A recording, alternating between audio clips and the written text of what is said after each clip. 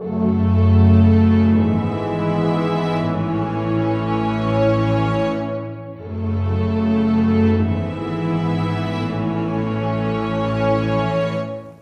was Dad's life. Anyone who knew John McCoy knew that. From the moment he first held a trumpet in his hands as a young schoolboy until the day he died, my dad would eat, sleep, and breathe music. He started on trumpet a little later than most of it. He didn't start until he was in the 8th grade.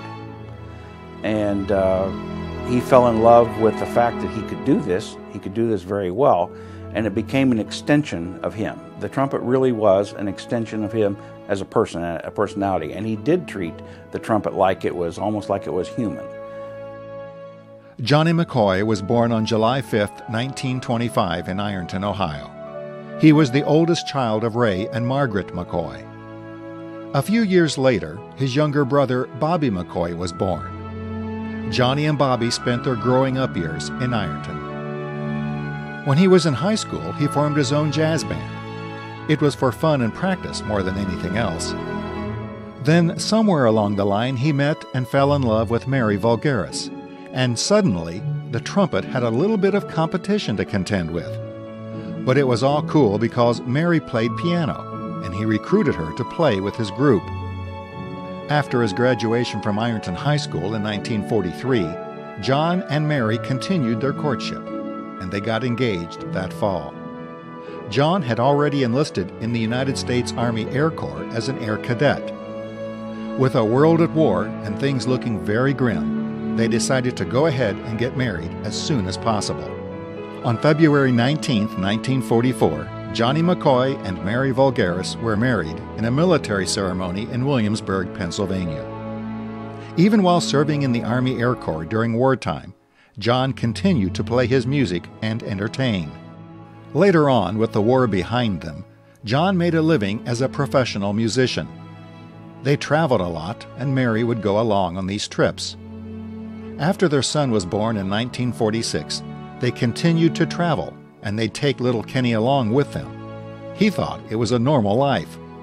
I would not have known if it was anything different than anybody else's. As far as I knew, everybody else did exactly the same thing I did. Was out on the road going to New York City and going to Scranton, Pennsylvania and Ypsilanti, Michigan and all those places.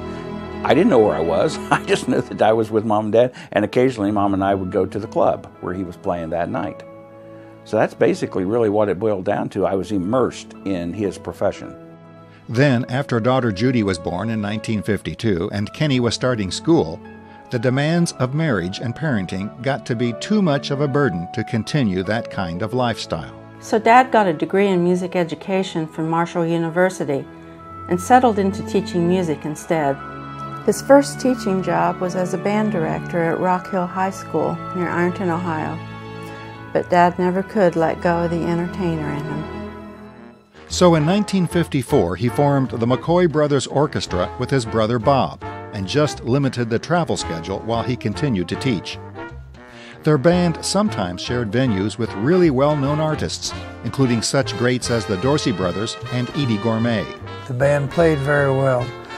We were probably the only band that would work 4 hours and be very exhausted and come out laughing and smiling because we were all proud of what we had just done. Most bands came out griping because they didn't get paid enough or whatever, but ours was different and made it enjoyable. During the summers, Dad would take the whole family with him when the McCoy Brothers Orchestra had long road trips far away from home.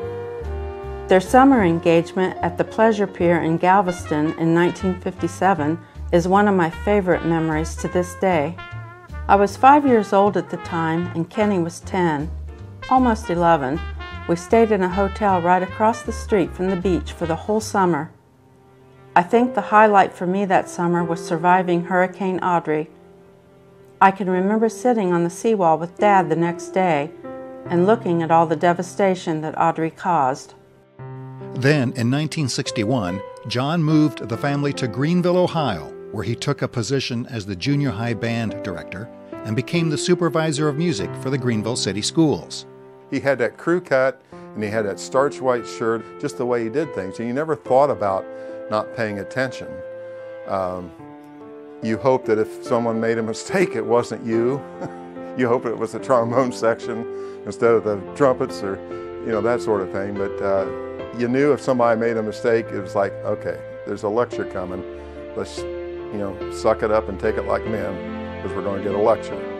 But that's just the way he taught, and that again inspired you not to make mistakes, not to goof around, to pay attention to what was going on, and make him proud. In 1963, he organized the Johnny McCoy Orchestra and played weekend gigs in Ohio and Indiana while he continued to teach full-time. During his years with the Greenville Band program, John's crowning achievement was when he organized and directed a stage band that eventually became nationally and internationally recognized. Jazz great Stan Kenton was so impressed with this high school group that he agreed to appear as a guest soloist in 1969.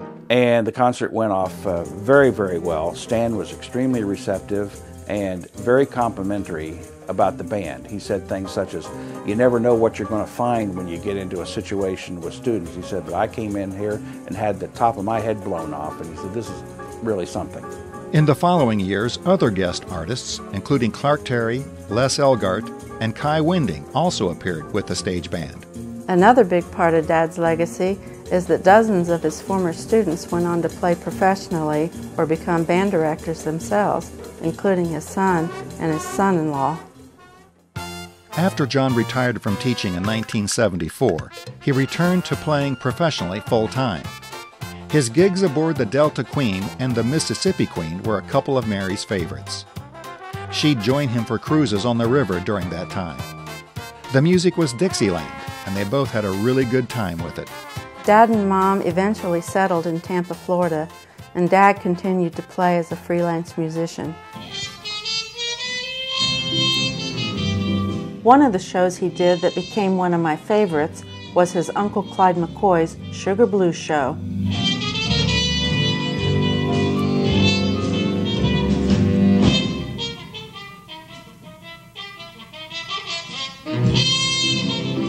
Over the years, it became apparent that the teacher part of Dad's DNA was an equal match for his entertainer genes. John McCoy never missed an opportunity to offer a free music lesson to someone. In fact, a visit with his grandchildren and even his great-grandchildren often involved a free trumpet lesson. Once or twice a day, for 30 to 45 minutes, he'd either run through his drills or do part of the music that he was going to be playing for the next gig. And I really enjoyed, whether it be in Ohio when he was visiting us or whether we were down in Florida, I would look forward to those times of listening to my grandpa play. 3 years after John and Mary celebrated their 50th wedding anniversary with a big party for family and friends in 1994, John had to face what would be the most challenging time of his entire life. Life without his beloved Mary. Mary passed away suddenly on May 26, 1997. John was devastated, to say the least. He went to visit her grave faithfully until he was no longer physically able to. He always took his trumpet with him and played her favorite hymns right there in the cemetery. Before he'd leave, he'd say a prayer and end it by saying, "Oh, and Jesus, if you see Mary today, tell her that I love her." When Dad passed away in 2007, at the age of 81, it seemed only appropriate that his trumpet go with him. At the funeral, I played a recording of Tenderly that he played and put the trumpet in the casket with him and leaned over and kissed him and said, "Play good, play good up there." Now it brings a smile to my face to think that maybe Dad is playing some gigs in heaven with the angel Gabriel. You never know.